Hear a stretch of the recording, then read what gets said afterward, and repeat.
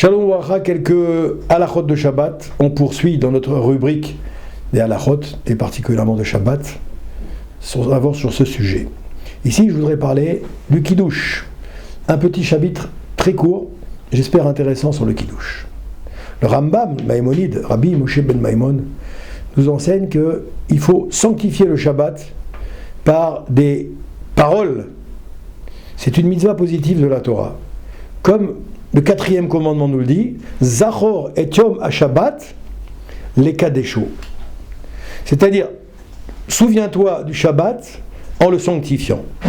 Pour donner une importance particulière à cette mitzvah, nos sages nous ont incité de réciter sur une coupe de vin le Kiddush. Yom HaShishi, qu'on fait le vendredi soir. Yom HaShishi vaychulu hashamim ve'aretz v'chol tzeva'u v'shameru bnei Israël. Et à Shabbat. Eh bien, en vérité, c'est pour répondre à cette mitzvah positive. Zachor et Yom HaShabbat lekadesho. Sanctifier le Kiddush, ce sont par des paroles. C'est la raison pour laquelle nos sages ont institué de faire le Kiddush 2 fois le Shabbat. Le Kiddush est par conséquent une mitzvah de la Torah, oui, mais le fait de réciter sur le vin est une institution de nos sages. C'est marqué là-bas dans Hilchot Shabbat, au chapitre 29 du Rambam.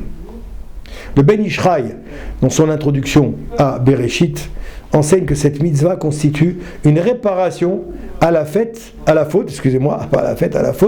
du premier homme d'Adam Arishon. Le Ben Ishraï explique lorsqu'on fait le Kiddush, on vient réparer la faute d'Adam Arishon. Oui. Adam a fauté, on le sait, tout au début là-bas de l'histoire du Ham Israël.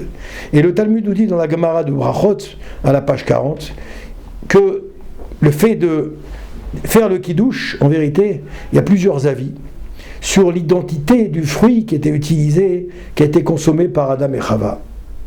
On a souvent l'habitude de dire que c'était la pomme ou le raisin. En vérité, on nous dit ici, d'après Rabbi Meir Balanes, le fruit était du raisin. C'est la raison pour laquelle, en accomplissant le Kiddush avec du vin, on répare la faute d'Adam Arishon, selon la Gemara, selon le Rambam également. D'après Rabbi Yehuda, le fruit était du blé. Donc on a une marloquette entre Rabbi Yehuda et Rabbi Meir. En récitant la bénédiction sur le pain de Shabbat, on répare ainsi la faute originelle, selon Rabbi Yehuda. Et le Kiddush, selon Rabbi Meir. Comment ça se passe ? Après la prière du vendredi soir, on se dépêche de rentrer à la maison pour réaliser la mitzvah du Kiddush sans tarder. C'est pas le moment de parler avec les copains, avec les amis à la synagogue. Il faut rentrer direct pour faire le Kiddush. On a l'habitude de bénir chacun de ses enfants après le Kiddush. Chaque enfant viendra devant ses parents, c'est une belle chose, et restera debout pour recevoir la bénédiction, les filles comme les garçons. Il est bon d'habituer les enfants à embrasser la main du papa, d'accord ? De leurs parents, même de la maman, à la fin de la bénédiction des parents. C'est marqué dans le Shulchan Arour au chapitre 271, verset 1. Celui qui n'a pas de vin, ni de jus de fruits, ni de raisin. Pour le Kiddush, le vendredi soir, sur quoi il va le faire ? Certains m'ont dit on va le faire sur de la bière, certains m'ont dit on va le faire sur la bocha, ou sur la nisette, sur le phénix. Non. Là-bas, c'est marqué dans le Shulchan Arour, au chapitre 272, c'est marqué qu'on fera le Kiddush si on n'a pas de vin ni jus de raisin, sur du pain. Sur le pain. Dans ce cas, il faudra bien entendu faire d'abord Netilat Yadayim, oui, l'ablution des mains, avant le Kiddush. Il est interdit de manger ou de boire, même de l'eau, à partir du moment où on a accepté le Shabbat le vendredi soir. Sachez-le, mes chers amis. C'est-à-dire à partir du coucher du soleil, en gros, tant qu'on n'a pas récité le Kiddush. C'est marqué dans le Shulchan Arour, au chapitre 271, toujours.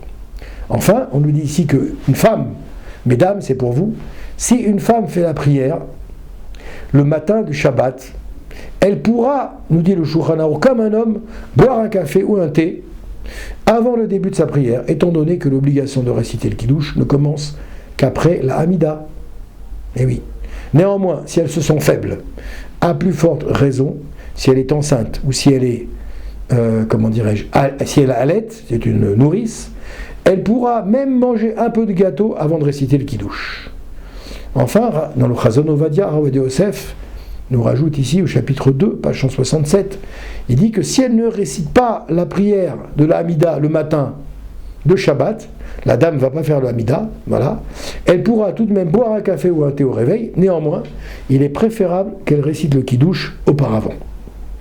Enfin, on nous explique ici que d'après la Torah, les femmes ont l'obligation de réciter le Kiddush également, au même titre que les hommes. Les femmes sont normalement dispensées des mitzvot qui sont liés au temps, comme les téphilines, comme les tzitzit, comme par exemple la souka, oui. Mais le fait que la Torah a juxtaposé Zachor et Yom HaShabbat, c'est-à-dire souviens-toi du Shabbat, non Parashat Yitro, et Shamor et Yom HaShabbat, garde le jour de Shabbat, comme c'est marqué dans, si je me rappelle bien, Parashat Vaïtranan.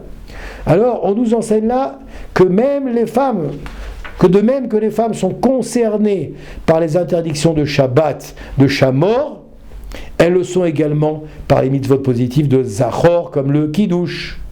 Kiddush, on a dit que c'était une mitzvah positive. Les repas de Shabbat, c'est une mitzvah positive. On trouve ça toujours dans ce même chapitre 271. Un garçon de moins de 13 ans ou une fille de moins de 12 ans ne peut pas acquitter le reste de la famille, un adulte, femme ou homme, de la mitzvah du Kiddush. Pourquoi ? Parce que lui-même n'est pas en âge encore de pouvoir acquitter quelqu'un d'autre. Celui qui volontairement ou involontairement n'a pas récité ou écouté le Kiddush vendredi soir peut se rattraper le lendemain pendant la journée du Shabbat. Dans ce cas, il ne récitera pas Vaïchoulou, mais commencera directement par la bénédiction Boré Peri Hagefen. Puis ensuite, la suite du Kiddush du vendredi soir. Mais Kadesh et Shabbat, etc. Oui. Avant, si on fait ça maintenant, si on rattrape le vendredi soir, le Kiddush qu'on n'a pas fait le samedi soir, on n'a pas besoin de faire le Veshameru Ben Israël. Ça c'est un Kiddush, mes chers amis. Vous avez la chance d'écouter cet halakha, voilà, vous pourrez l'enseigner autour de vous. Si maintenant je rattrape le Kiddush que je n'ai pas fait le vendredi soir, le samedi matin, samedi midi, d'accord, je commencerai directement à Vaïchoulou Hashamim Verez Vechol Sevaam, d'accord. On va commencer, excusez-moi, plus exactement, directement par la bénédiction, Boré Peri Hagefen, et on continuera ensuite le Kiddush du vendredi soir. Et par contre, je n'aurai pas besoin de refaire le Veshameru Ben Israël.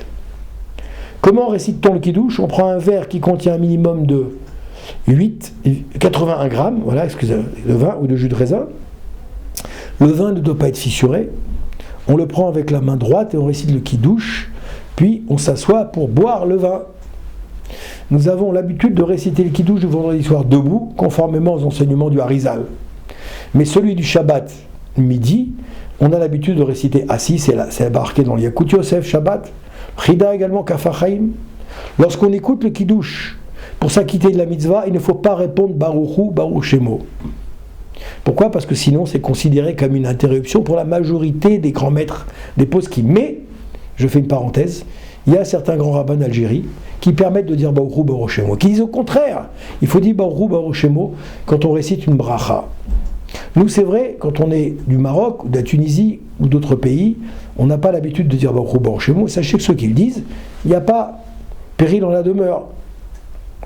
La règle étant la suivante en général, quand une personne fait une bénédiction et qu'elle est en train de m'acquitter par sa bénédiction, par sa mitzvah, quand une personne fait une mitzvah ou récite une bénédiction qu'elle est en train de m'acquitter, je ne dis pas Baruch Shemo. Pourquoi ? Parce que je suis concentré avec la personne qui dit la bénédiction, et de ce fait, je ne dois pas faire d'interruption.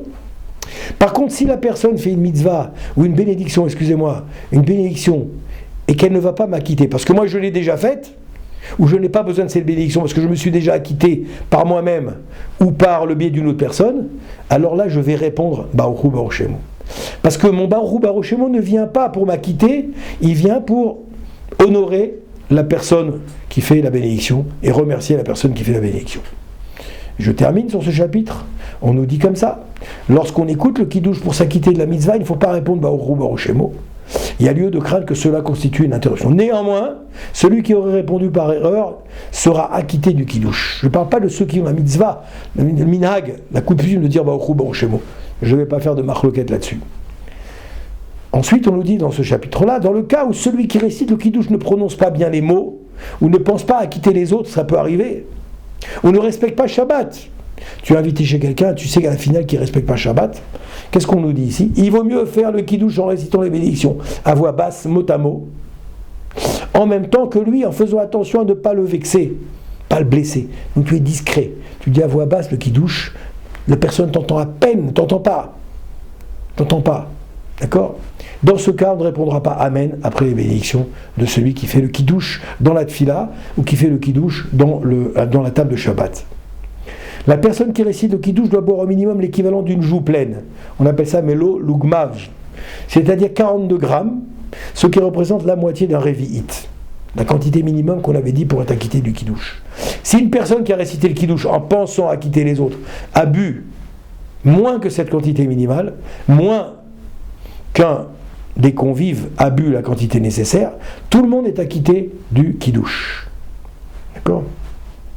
S'il y a au moins un des convives qui a bu la quantité nécessaire, parce que là on va s'appuyer sur le convive, on ne va pas s'appuyer sur celui qui a fait le kidouche, parce que lui il n'a pas bu la quantité nécessaire.